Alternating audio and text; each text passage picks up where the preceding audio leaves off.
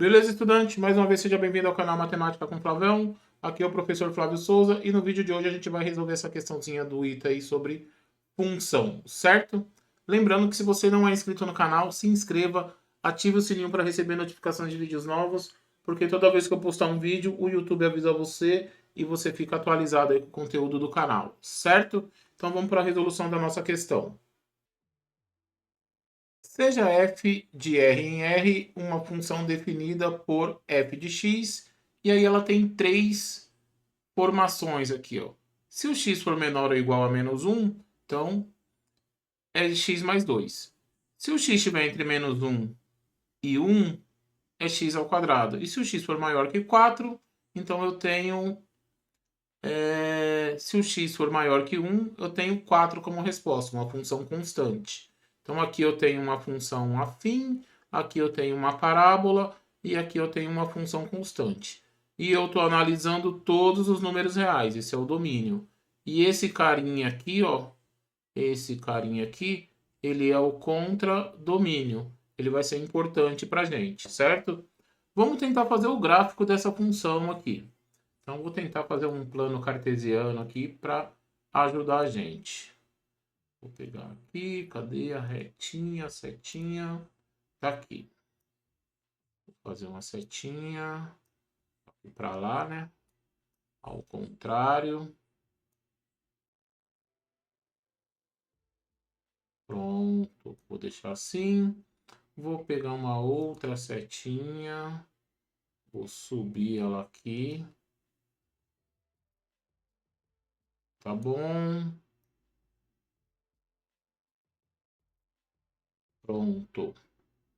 Aqui eu tenho o eixo X e eixo Y, certo? Então vamos lá. Eu tenho aqui o eixo X e aqui o eixo Y. Nessa primeira parte, ó, x mais 2 se o x for menor que menos 1. Então primeiro eu vou calcular no menos 1. Eu vou usar aqui menos meio, menos 1. Bom, quando eu pego essa função e troco o x por menos 1, menos 1 mais 2 vai dar 1. Então, vou ter isso aqui, ó. Vou marcar aqui, já tenho o ponto 1 e 1. Então, tá aqui, ó. Certo? Agora eu vou pegar um número menor que menos 1. Vou pegar o menos 2. Se eu chutar menos 2 aqui para o lugar do x, a minha resposta vai ser 0, porque o menos 2 é raiz da função. Então, vou marcar aqui, ó, menos 2. E vou fazer o ponto aqui e vou fazer a reta. Vamos tentar aqui fazer a reta. Opa, saiu do slide. Pronto. Aqui, ó. E essa reta, ela vai ser desse ponto aqui para trás, certo? Porque é menor que menos 1. Quando eu vou para outra parte da função, eu vou para a parábola aqui, ó. Então, se eu calcular menos 1 ao quadrado, menos 1 ao quadrado dá 1. Então, quando eu uso menos 1, a minha resposta é 1. Que é esse ponto aqui, ó. Esse ponto não pertence à parábola, mas ele pertence à reta. Então, logo, ele faz parte da função. Se eu colocar 0 no lugar do x, 0 ao quadrado vai dar 0. Então, eu vou ter um outro ponto aqui, certo? E depois, se eu colocar 1 no lugar do x, quando eu fizer 1 ao quadrado, a minha resposta vai ser 1. Então, eu vou ter um ponto aqui, ó. Aqui é 1, a minha resposta é 1. Tá aqui, ó. Então, daqui até aqui, eu tenho uma parábola. Vamos tentar fazer essa parábola aqui. E agora? Então, tá aqui.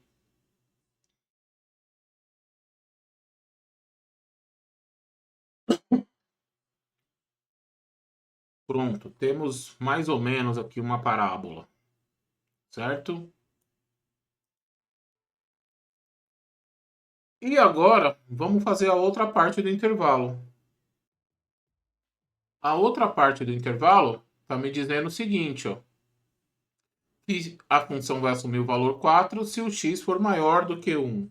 Então, vou vir aqui, ó. Tenho 1, 2, 3, 4.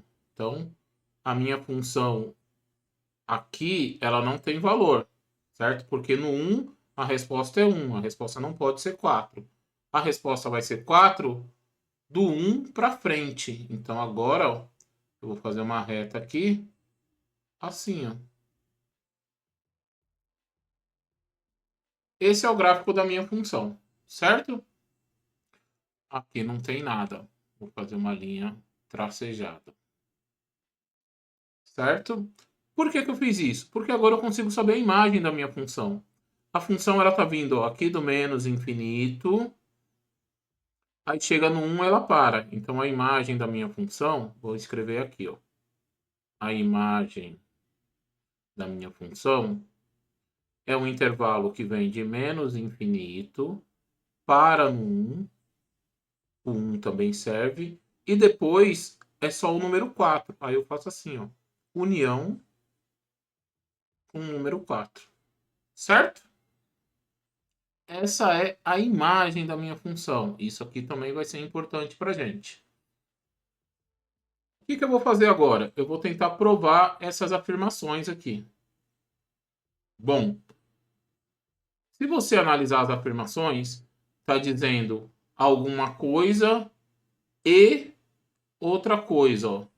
Então, F não é injetora e está acontecendo isso.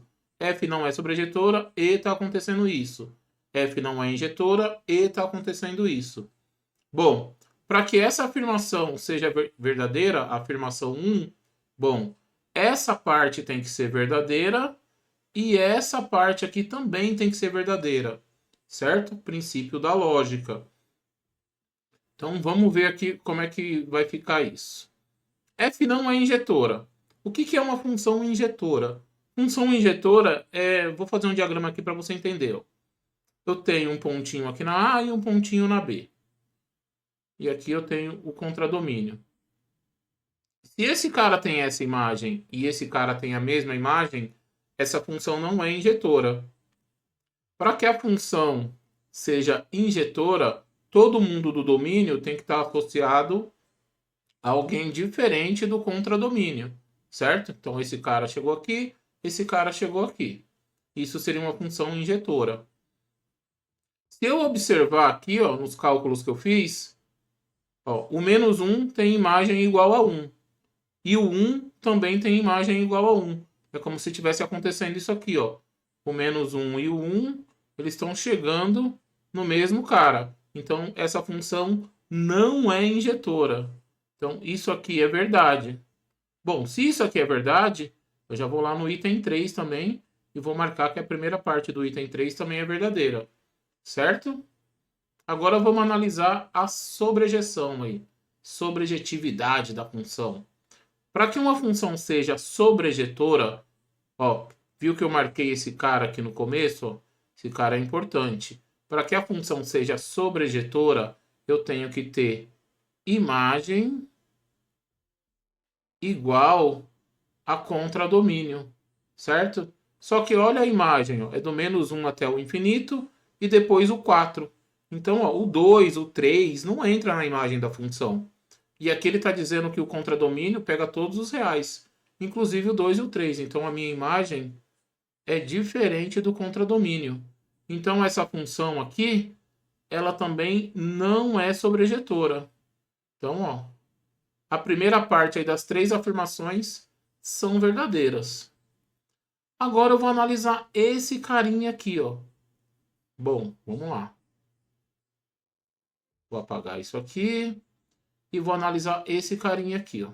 Esse carinha está me dizendo que quando eu pego a inversa e calculo no intervalo de 3 a 5, isso dá o 4. Certo? Afirmar isso é a mesma coisa que eu afirmar que existe a função f, certo? Se tem a inversa de f, tem a f. Então existe um valor aqui dentro, ó, o f de alguma coisa teria que me levar no intervalo de 3 a 5, certo? Então, teria que ter como resposta, existe alguma coisa que tem como resposta um número dentro desse intervalo.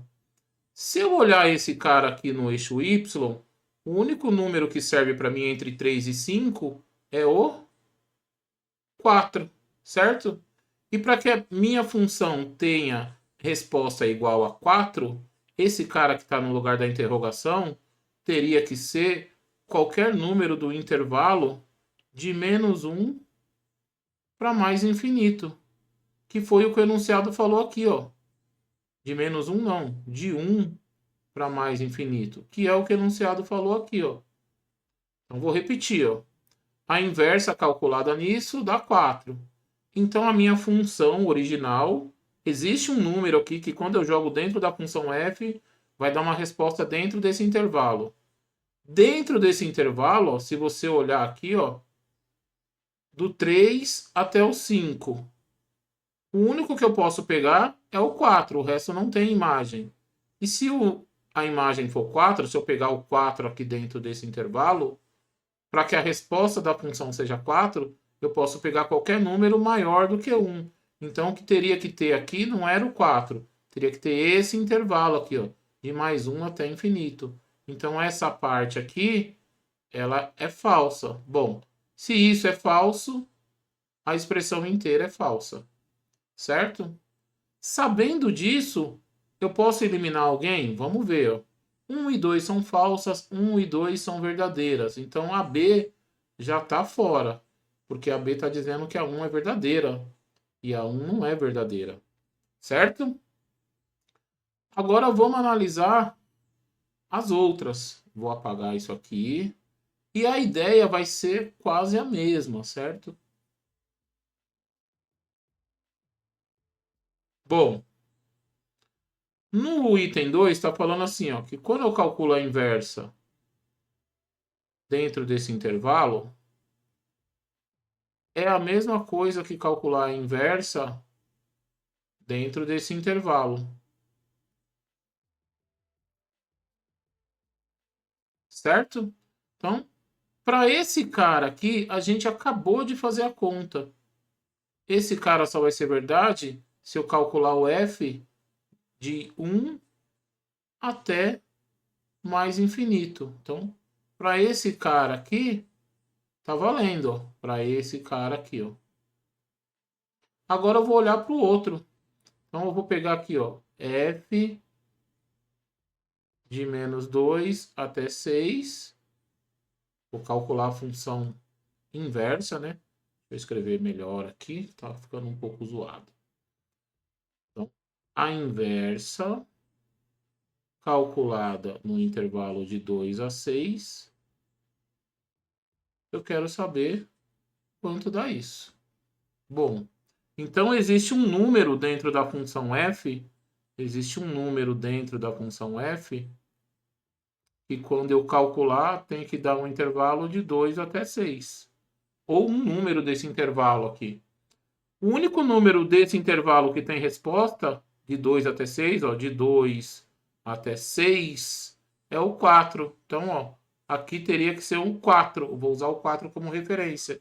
Mas quando eu uso 4, o que tem que ter aqui dentro? Aqui dentro tem que ter o intervalo de menos 1, de 1, quer dizer, né? Até mais infinito. Ou seja, o que serviu para o f elevado a menos 1 de 3 a 5 também serve para o f elevado a menos 1 de 2 a 6. Então, essa parte aqui, ó, essa parte a 2 é verdadeira, certo? Bom, se a 2 é verdadeira, vamos pintar ela todinha aqui, ó. A 2 é verdadeira, ó. Descobri que a 2 é verdadeira. Então, vou fazer um resuminho aqui, ó. A 1 é falsa, a 2 é verdadeira. Bom, sabendo disso, será que eu posso excluir mais alguma? A A está falando que apenas as afirmações 1 e 2 são falsas. Eu acabei de ver que a 2 é verdadeira. Então, isso aqui está fora. Item D. Apenas a afirmação 2 é verdadeira. Eu não posso concluir ainda porque eu não analisei a 3. Agora vamos ver aqui, ó. Apenas a afirmação 3 é verdadeira. Eu ainda não analisei, certo? Mas essa daqui também não é. Por quê? Porque a 2 já é verdadeira. Ele está dizendo aqui que apenas ela é verdadeira. Tranquilo? E aqui também, ó, olha que da hora. Todas as afirmações são falsas? Não, eu sei que a 2 é verdadeira. Então esse cara aqui também está fora, certo? Sabendo disso, o exercício está finalizado. Por quê? Porque agora eu já tenho certeza que a minha alternativa certa é a C. Apenas a afirmação 2 é verdadeira. Então, eu nem precisei analisar o item 3. Belezinha? Então, ó, exercício aí do ITA. Bom, exercícios que envolvem propriedades de função, função injetora, sobrejetora, par, ímpar, inversa, composta, todos os exercícios que envolvem isso, dependendo do enunciado, tem um certo grau de dificuldade aí. Mas espero que você tenha gostado, espero que você tenha entendido, principalmente. Qualquer coisa, joga aí nos comentários, certo? Então, fui, até o próximo vídeo e tchau, tchau.